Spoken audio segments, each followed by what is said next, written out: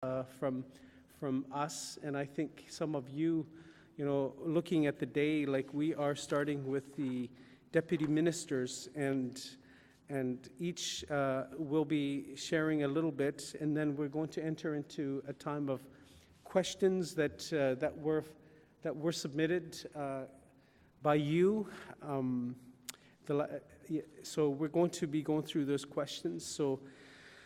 So that, having said that, I'm going to dive right into the next portion of the this morning, and that is to introduce the speakers here. So Speaker 1 will be Joanne Wilkinson, who is the Assistant Secretary to Cabinet. Review of laws and policies related to the Indigenous people, and she is from the Privy Council. And next will be Miss Dominique Blanchard. Did I say that right? Okay, sorry. Assistant Deputy Minister, Public Indigenous Affairs, Ministerial Services Branch, Environment and Climate Change Canada. So that's second speaker. And then third will be Christine Lothbaum, if I say that correctly, Vice President of Policy Development, Canadian Environmental Assessment Agency. And then last but not least, Nadine Crooks. And Nadine is the Director of Natural Resources Conservation Branch for Parks Canada. So I'm going to ask that Joanne starts, and you have about 3 to 5 minutes to do your opening statements. And then once all of you are done, I have a set of questions that I'd like the panel to respond to. So, if Joanne, if you could please. Thank you.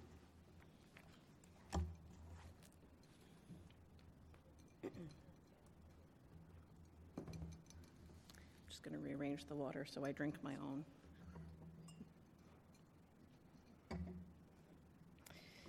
Good morning. It's wonderful to be here, and I'd like to start by acknowledging the traditional territory of the Algonquin peoples and to thank the organizers and hosts for inviting us here this morning. I would also like to note the recent passing of Regional Chief Mike Smith. I had the honor to work in the Yukon, and I see some friends of mine from the Yukon in the audience today. Mike was a great man, and I know we all miss him.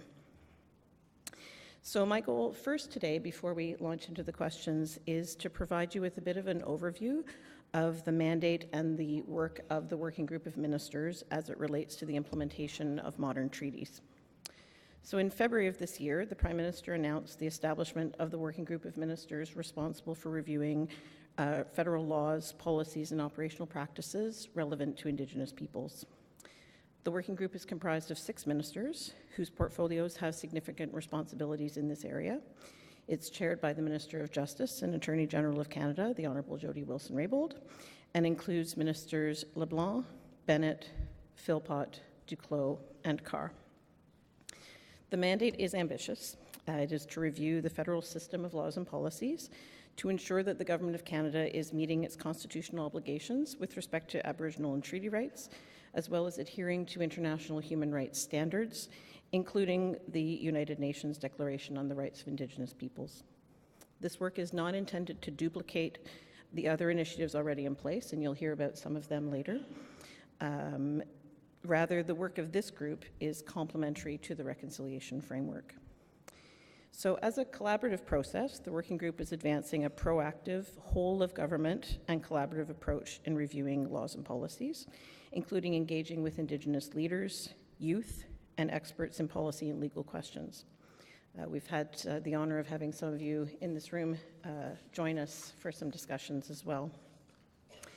And drawing on the recently released principles respecting the Government of Canada's relationship with Indigenous peoples, and in consultation with Indigenous organizations, some members of the working group are developing a recognition of rights framework. This engagement is an ongoing process, and now almost 9 months into the review, the working group continues to receive submissions on recommendations for change. As leaders within your communities and organizations, many of you will have already received requests for written submissions or been invited to share your thoughts with us. I would invite and encourage you to make submissions to the working group on any and all priority areas, no matter how ambitious or how minute they may seem, where you see potential for positive and lasting impact in your communities. So to date, one of the most important achievements for the working group is the public release this past summer of the principles respecting the Government of Canada's relationship with Indigenous peoples. The principles are part of a whole-of-government approach, again, to the renewal of a nation-to-nation, Inuit Crown, and government-to-government relationship with Indigenous peoples, including advancing distinctions-based policies to respond to the unique realities of Indigenous peoples across Canada. The principles recognize that Section 35 of the Constitution is a full box of rights. They support a recognition of rights approach and signify a transformative shift in the way that the Government of Canada intends to interact with and relate to Indigenous peoples. That said, they are not intended to be a unilateral statement on the important relationship. Instead, they should be considered a dynamic document. They may be subject to further refinement as additional engagement with Indigenous organizations and communities occurs and additional feedback is received. I'm very optimistic about their impact as the lens through which the working group is conducting this review and making recommendations for change. Of particular relevance to this organization will be the application of the principles as the working group reviews the interrelated and complex issues that arise out of the specific claims, comprehensive claims, and inherent rights policies. And as we all know in this room, the key is getting implementation right. That, in very broad strokes, is the working group's role as the government works with Indigenous peoples towards this important goal of reconciliation. We know that this national journey requires systemic changes that recognize the right to advance self-determination and self-government. Modern treaties and self-government agreements are examples of reconciliation in action. Modern treaties are an embodiment of the nation-to-nation relationship between the government and Indigenous peoples. Certainly, there are challenges in implementing modern treaties, and we need to work together on them. During my time as Regional Director General in the Yukon for then INAC, I was able to see some of those challenges from a very close vantage point. That experience opened my eyes to the possibility of what self-government can look like and how it can change the lives of Indigenous people. That said, I'm still hearing many of the same challenges as I did almost 10 years ago when it comes to modern treaty implementation. While frustrating, that is in part what attracted me to the role that I am happily in now. There has been progress, though. For example, many of you participated in or witnessed the historic meeting between the Prime Minister and the Modern Treaty and Self-Governing First Nations on November 1st to celebrate and reinforce this unique and enduring relationship. Moving forward, we need to ask ourselves many questions like, how can we ensure we're facing these challenges together? How do we maintain the relationship intended in the modern treaties as governments, in particular those of self-governing Indigenous nations, as they develop and as priorities change? Because nation to nation is a relationship with all of what that implies in any other area.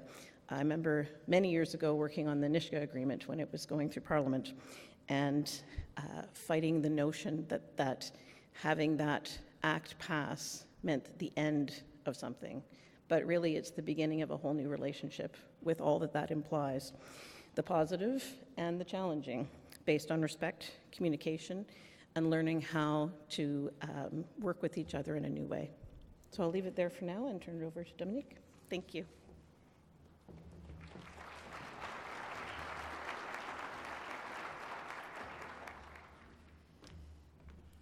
Thank you. Thank you very much for the invitation to be here today, and I too would like to begin by acknowledging that we're here on the traditional territory of the Algonquin people. So as was indicated by our chair, I'm here today from Environment and Climate Change Canada, joined by other colleagues from the Environment Portfolio. And I'm going to divide my comments a little bit into the two categories or themes of the conference, which is implementation of modern treaties and reconciliation more generally. And I'll talk a little bit about what Environment Canada is doing in both regards.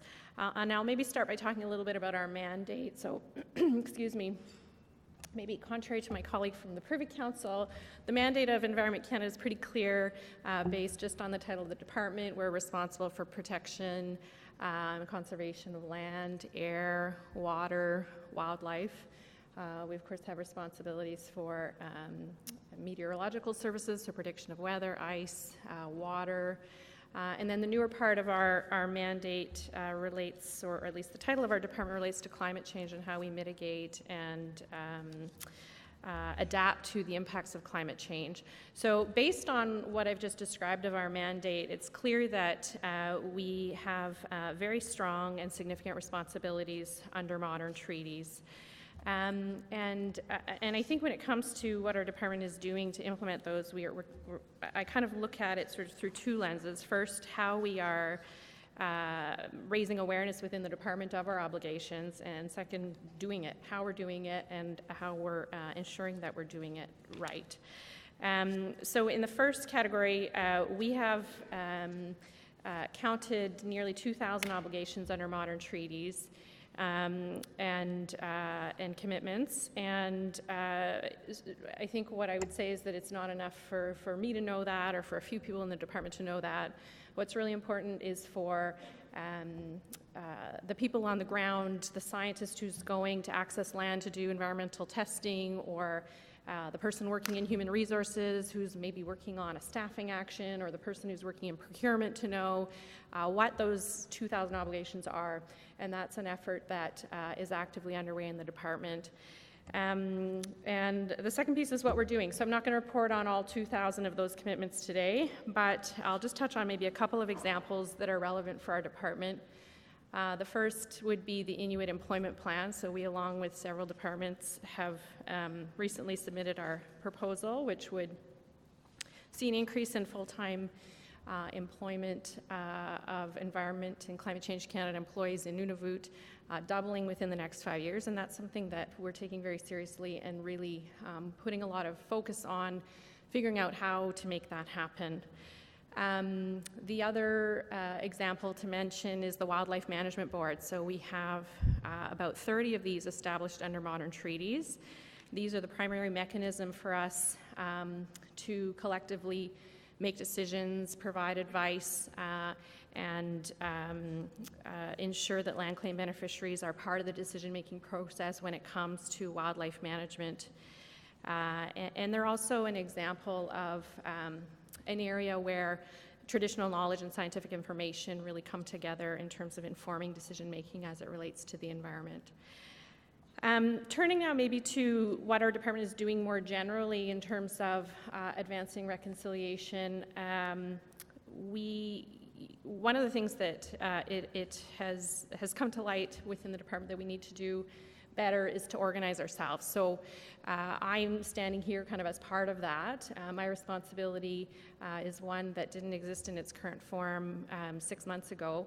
And that's one to have kind of a broad, overarching sense of what the department is doing in the context of Indigenous issues. So I'm not the wildlife expert, I'm not the meteorological expert, but I have to work with my colleagues who do have those areas of expertise and have those responsibilities to kind of have the whole of environment picture and work with my colleagues to try and advance that, make sure that we're aware of what our responsibilities are, what the opportunities are, and how we can continue to advance the partnerships that we want to develop with Indigenous peoples.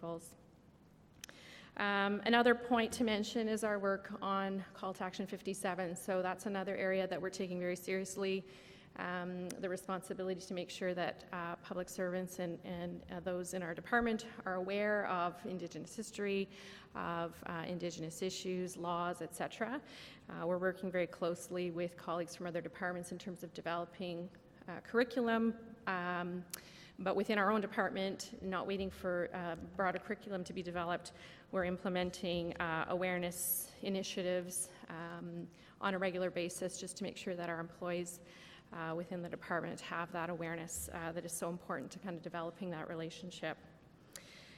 More generally, in terms of our work with other departments, we're very, very plugged in. One of the things that was referenced in setting up this session today was the Deputy Minister Committee. So we have a very engaged Deputy Minister, Associate Deputy Minister, Minister, working together on implementation of the United Nations Declaration on the Rights of Indigenous Peoples, the principles that were recently announced, how those apply within our own contexts. And so there's a lot of very active work there. Other opportunities as they relate to our department, the Pan-Canadian Framework on Climate Change is an important one.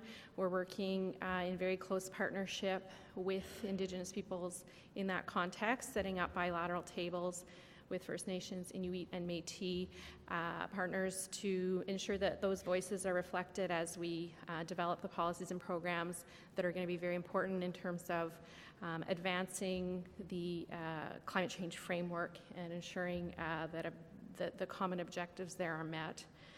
And as we speak today, we have colleagues, the minister, deputies, leadership from Indigenous organizations in Bonn, working at the international level to both develop the Indigenous Peoples Platform and ensure that that mechanism is a positive and constructive one for ensuring that Indigenous voices are at the table and reflected in the deliberations of the United Nations Framework Convention.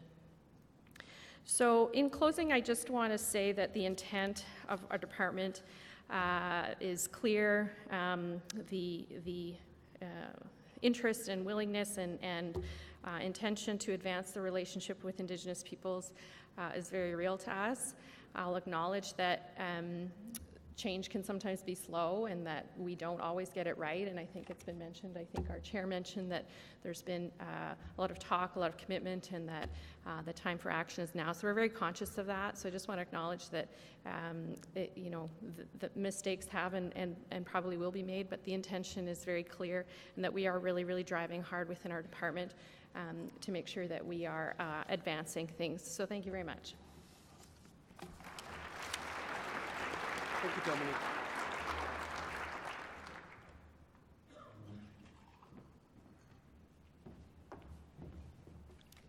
Good morning, and thank you for the opportunity to be here today. As was noted, I'm representing the Canadian Environmental Assessment Agency, and this morning wanted to give you a brief overview of the review of the federal environmental assessment process. So this process is being led by Minister McKenna in consultation with a number of other ministers, specifically Minister Carr, Minister LeBlanc, and Minister Garneau. So it stems from a Government of Canada speech from the throne commitment to review the federal environmental assessment process. So the pieces of legislation, specifically the one for which I'm responsible is the Canadian Environmental Assessment Act, and to look at how these pieces of legislation in the review of environmental assessment can be improved with the goal of really ensuring that the environment and the economy can move forward together in a sustainable way. And those of you that have heard Minister McKenna speak about this, she really does firmly believe that and speaks wholeheartedly about environment and economy moving together sustainably. And in order to do that, we need to ensure that the regulatory process is predictable, it's fair, that the environment is protected, and that we're respecting the rights of Indigenous people. So it's really that we're working towards. So just to give you a sense, there's been a considerable amount of engagement since June 2016. Prior to that, we'd had a panel go out and go across the country and develop a report, and then following that, we held an online discussion opportunity to get feedback on that panel report and then release a discussion paper. So over the last year and a half, there's really been a considerable amount of engagement. This gives you a sense of some of the face-to-face sessions that have taken place across the country, and a considerable amount of written feedback we've received as well. So where we're at in the process right now is in June of this year, based on all the dialogue, conversations, and feedback received, the government released a discussion paper, and the discussion paper outlines some proposed approaches for moving forward on the changes to the environmental and regulatory system. So I'm just going to speak specifically to some of those changes. There's five guiding principles that are really important in the overall discussion paper and will be sort of the measure against which we can look for success in this initiative. So first, to ensure that the system is fair, predictable, and transparent. Second, we want to be looking for the participation of Indigenous peoples in all phases of environmental assessment. And I think that's some of the feedback that we've received is that Participation and opportunities for participation have been inconsistent throughout the process. So we want to ensure that there's a consistency in that the conversation and the dialogue starts earlier, and that specifically in a modern treaties context that we are ensuring that we are respecting jurisdiction and those jurisdictions for which there are responsibilities for environmental assessment, and to work with other jurisdictions and treaty groups to, if there is an eagerness or willingness to take on roles in environmental assessment, to look at how we can do that collectively. The third principle is for inclusive and meaningful participation. So as I said, that it starts earlier, that there's more opportunities, and that dialogue and opportunities for participation are throughout the process, not just at the end. That the assessment is timely, evidence-based, and that the decisions that people can really make a connection between a decision and the inputs and the evidence that was used throughout the process. And finally, really trying to promote one project, one assessment. There's a lot of duplication across jurisdictions, and so going forward, we really want to ensure that we're looking for opportunities to streamline and to minimize duplication. I'm going to skip over these slides in respect of time. It just gives you an overview of the discussion paper in general. This will be available for participants, and I'm going to focus specifically on some of the specific approaches that are proposed in the discussion paper with respect to Indigenous peoples in modern treaties. So as I said, early and regular engagement and participation from the outset. So the paper proposes adding a new phase to the environmental assessment process called the early engagement phase. And in that phase, that would be the opportunity to really start the dialogue with jurisdictions, with communities, to have a sense of what the level of interest is, what are the issues of concern, and how would communities, groups, or organizations want to be consulted with and engaged throughout the process. Having greater participation of our Indigenous peoples on the panels or the boards that assess environmental assessment, so that we're making sure that there is diversity and representation in those assessment boards. In order to better recognize, as I said, Indigenous jurisdiction, laws, practices, and governance systems, inclusive monitoring and compliance activities. So some of the things that have been tested recently in some project approvals is to have Indigenous-led monitoring and follow-up committees, and that's something that we'd like to pursue more so that we are developing partnerships and having the active involvement of communities and Indigenous governments in monitoring and evaluating the follow-up necessary in development. The proposal is to establish one single agency, the Canadian Environmental Assessment Agency, to coordinate both the environmental assessment process and also to coordinate the consultation and accommodation of all federally run projects. In the past, there's been a real lack of coordination. Mistakes have been made in terms of fumbles and handoffs between organizations, so we really want to provide a smoother, coordinated approach to consultation and accommodation. And then finally, that reconciliation and must guide our partnerships going forward. In terms of focusing on the partnering and the partnerships, we really want to look at an integrated model for Indigenous peoples throughout the environmental assessment process. So we want to make sure, as I said, that there's space created for those groups that actually want to run an Indigenous-led process. And there are treaties that have this within the treaties, and working through that to see how we can give life and breadth to that. And also communities who want to lead or work in partnership. How do we have those conversations, find out what the level of interest is, and really work collaboratively on the environmental assessment process? We want to formalize also, we're talking about legislative change, so changes to the legislation. We want to make sure that those legislative changes respect and reflect the government's treaty commitments. And then there will also be opportunity for policy development and regulatory change. So how can we work collaboratively on the policy frameworks that need to go forward? There will be much implementation work that will need to be done in the future. So we want to look at opportunities to develop those frameworks in partnership and to look at co-development opportunities. and as I said, to create opportunities in ongoing evaluation monitoring. And the other important component with respect to the evidence that goes into an environmental assessment is how we use Indigenous traditional knowledge within those assessments. And currently within the environmental assessment process, it's that they may be taken into consideration, and what the paper proposes is that becomes a mandatory, that they must be taken into consideration.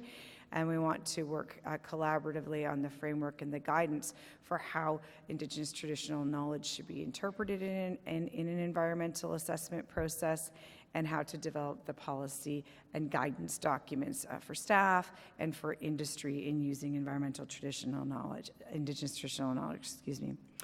So just finally, in terms of next steps, we've gathered, as I said, a considerable amount of feedback. We're currently reviewing that feedback based on the proposals from the discussion paper. There is a proposal to revise the legislation, and that will be subject in terms of timing to the parliamentary process. And as I said, in terms of implementation, there will be much opportunity to work collaboratively on the policy and regulatory frameworks to guide the process. Thank you.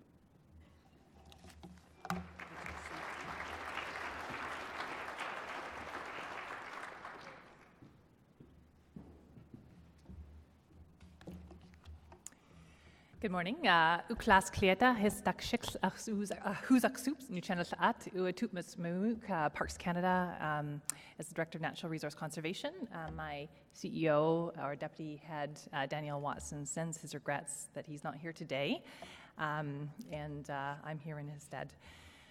So just a little bit of context about Parks Canada Agency. So we're obviously a Parks and Protected Areas agency that spans all parts of the country.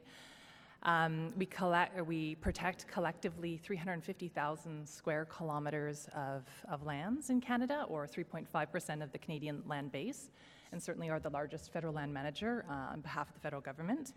And this provides us unique opportunities in the context of partnering with Indigenous communities locally. So because our places can be found in every part of the country, we have opportunities to engage in very localized dialogue with rights holders, treaty rights holders, and others. We manage 46 national parks, 171 national historic sites, and almost five national marine conservation areas currently. So in the context of Parks Canada, we acknowledge that treaties establish strong long-term relationships with Indigenous partners and are essential to delivering our mandate, which is to protect and present areas of natural and cultural significance to the country for current and future generations. And that this, in and of itself, contributes to the process of reconciliation between the Government of Canada, Indigenous peoples, and other Canadians. We do this through a variety of mechanisms. Many of our places have cooperative management structures. Certainly in land claim areas, those are codified in land claims, and those dictate how the work is established. So, for example, about 54% of our system, or 169.6 thousand square kilometers, are managed cooperatively with Indigenous communities, most of which come from land claims themselves, not just in the north, but also in BC and other parts of the country. It also demonstrates areas of growth. So that's steps forward, but there's a long way to go yet. The work that we do on the ground in partnership through land claims can cover a vast span of different opportunities, and it could include things like Aboriginal tourism. It could include beyond cooperative management, Indigenous knowledge in our science programs and our understanding of the well-being of our places, the protection of our places. It can include the ways in which we tell stories to visitors. So some of our most successful places and programs, including on the West Coast, have us partnering with Indigenous peoples through Guardian programs where Indigenous peoples tell the stories to visitors and Canadians themselves in their own voice, in their own words. And often the feedback that we get in our public surveys, that this can be some of the most impactful experiences that visitors both domestically and internationally have when traveling to or through a national park. And so that's an area that we would like to see grow as well. I would just make mention that a current example of an initiative with respect to establishing a 5th National Marine Conservation Area under the Canada National Marine Conservation Area Act is in Lancaster Sound with the Kitani Inuit Association, and which is 109,000 kilometers of absolutely spectacular and beautiful cultural and natural landscapes that are not only significant in a domestic context, and it will be the largest protected area in Canada, but because of the biodiversity and the cultural richness and connection to those lands, it's also very important in a international context as well. So much of what we do here in Canada with respect to protected areas, others around the world look to us to learn from. So in closing, I'll just say that the direction that we receive from our CEO and the way it filters down throughout our organization, which is, by the way, very dispersed. So many of you in this room will have had connection with our local superintendents or field unit superintendents who are the executives on the ground. So most of the decision-making in Parks Canada takes place kind of in situ, in place, not necessarily in a centralized national setting. And I think this enables us to be very versatile in being responsive to and ability to partner on the needs and interests of communities, of the more than 300 communities that we work with across the country. So thanks very much. Have a good day.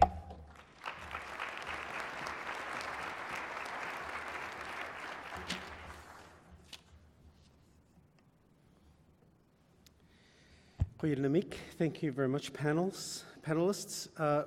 So we're going to jump right into the questions, and I'm going to ask whoever wants to respond to be able to press those buttons there, so you speak right from where you're at. So the first question, diving right in, is the government often uses the term partnership. So many of the modern treaties have elements where there's co-management elements in these agreements where decisions about the environment, wildlife, and other resources related to partnering and making decisions together. Often the government uses the term partnership, and when referring to the way it wishes to work with Indigenous peoples. So is there any intention to develop with Indigenous peoples a set of principles which could describe a partnership and provide a guidance to public servants? So that's your first question, and I'll give it to the panel members to respond as. So go ahead. Maybe I'll start just because the principles fall a little bit under our purview, and then others can talk about some of the specific areas where they apply. So I mentioned in my opening remarks the principles respecting the Government of Canada's relationship with Indigenous peoples. And I'll just go through a couple of them briefly so you have a sense of where they're coming from. And these are directed towards federal public servants, and the expectation is that over time, and as my fellow panelists have said, deputy ministers are very engaged, and they're sending out very clear signals to workers in the departments that this is the method by which they're expected to act. So, for example, the first principle is that all relations with Indigenous peoples need to be based on the recognition and implementation of their right to self-determination, including the inherent right of self-government. That reconciliation is a fundamental purpose of Section 35 of the Constitution Act. That the honour of the Crown guides the conduct of the Crown in all of its dealings with Indigenous peoples. that it requires a new, renewed fiscal relationship developed in collaboration with nations that promotes a mutually supportive climate for economic partnership and resource development, and that a distinctions-based approach is needed to ensure that the unique rights and interests and circumstances of First Nations, the Métis Nation, and Inuit are acknowledged, affirmed, and implemented. So that maybe gives you a sense of the principles that we're operating under now as of this summer. As I said, we're still open to feedback from anyone in terms of how you see them being useful and how they are being implemented, because I have to say, as somebody who's worked a lot of my career outside of the Ottawa bubble, the key really is implementation. We can say great things and we can have wonderful principles, but if they're not being implemented on the ground where real people live, then we need to take a look at how we operationalize them. Thank you. So perhaps just building on Joanne's comments and, real-time examples and opportunities to work on the ground, I think with the environmental assessment review process and the goal of really harmonized processes and one project, one assessment, that represents a real opportunity for us to look at how we can apply partnership principles and make sure with respect to jurisdictions and treaties with an interest in or with clauses around environmental assessment, how we can put better flexibilities into the system to respect those processes and to really work in partnership when conducting environmental assessment.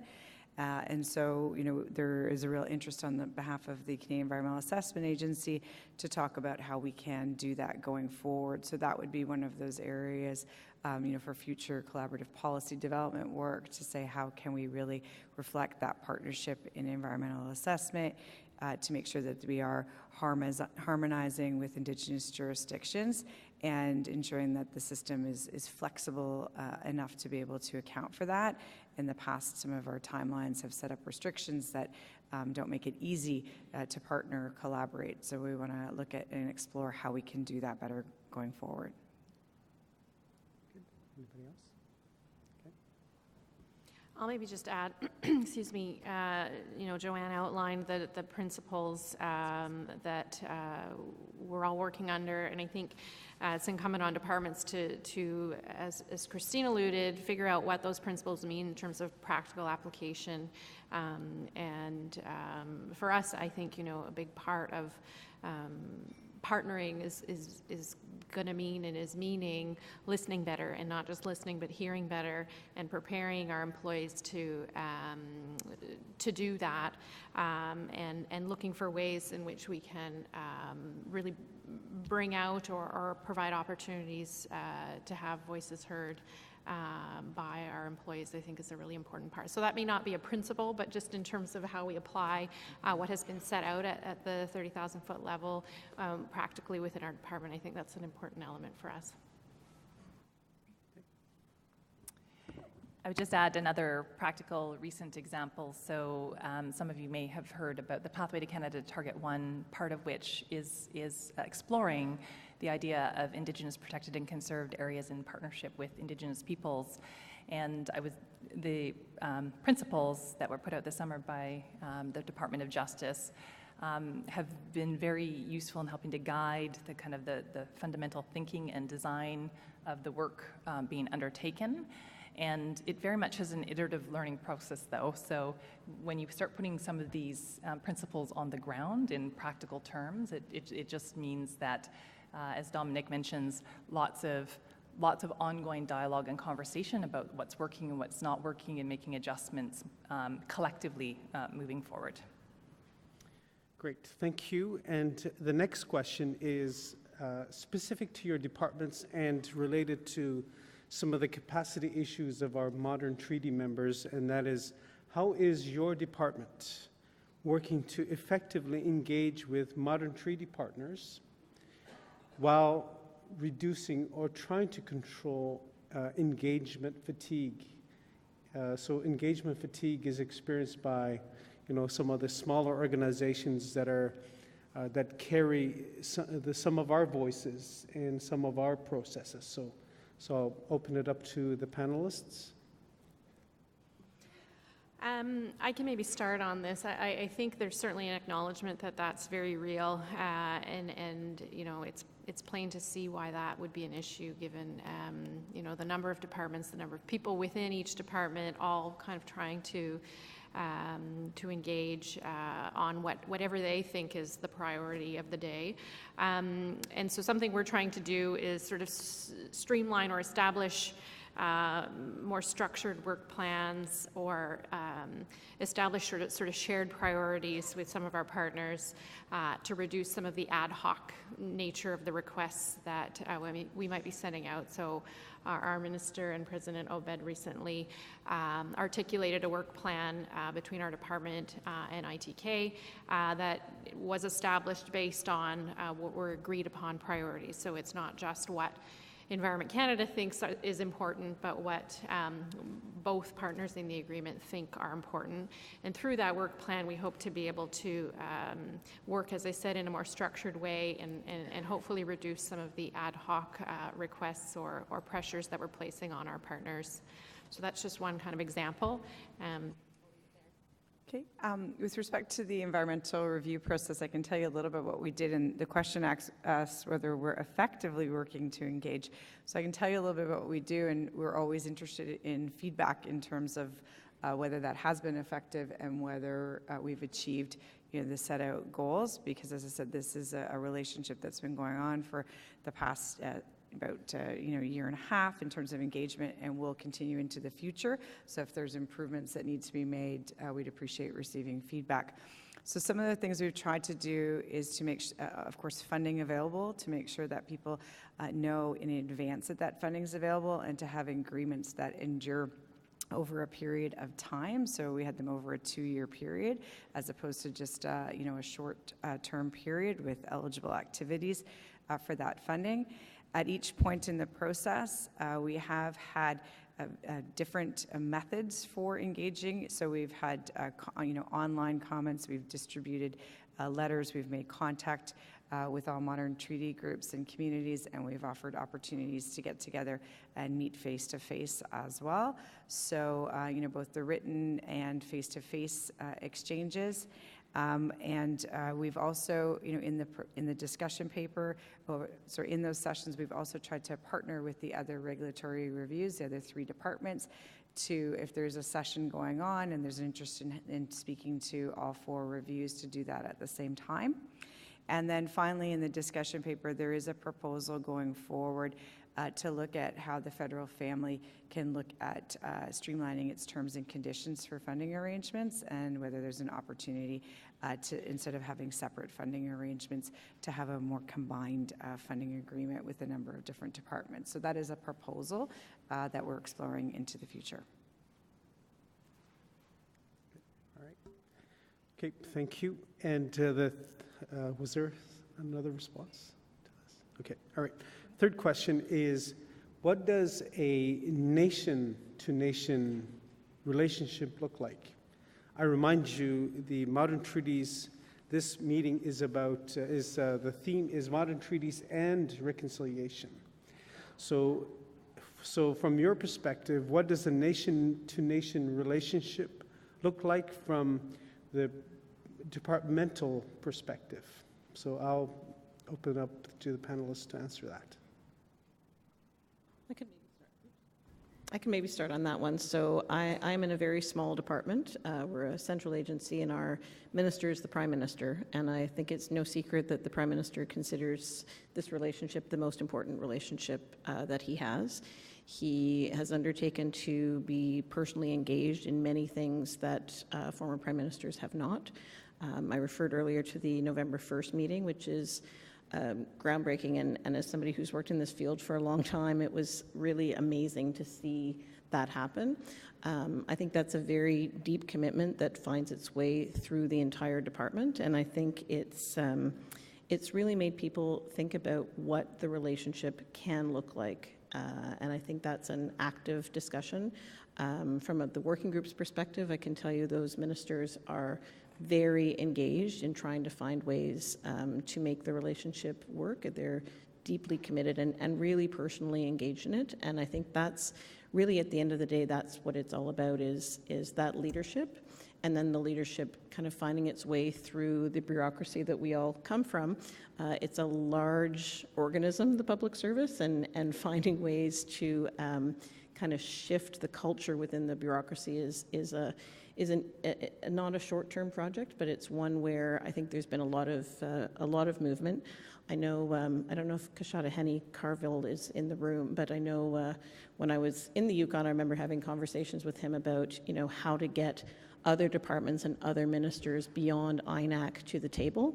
We're now kind of, you spoke about engagement fatigue. We're kind of now a little bit on the flip side of that, where I think folks are finding, it's overwhelming sometimes having all of these ministers and all of these departments interested, but that's a good problem to have. And so I think it's, we need to just find ways to have structure around it and be honest and frank about the things that work well and the things that are a challenge, and find ways to work through them. That's good. Anyone else? Okay. So that's okay. So the next question I'd like to ask is, how does the government view the dismantling of the INAC or DIAND or ANSI department, and efforts as being different from any other attempts to dismantle colonialism over the last 50 years, and not to not to let this dismantling of that department to turn into, this empty trail. So why and why do they think the Crown, the previous attempts have all failed?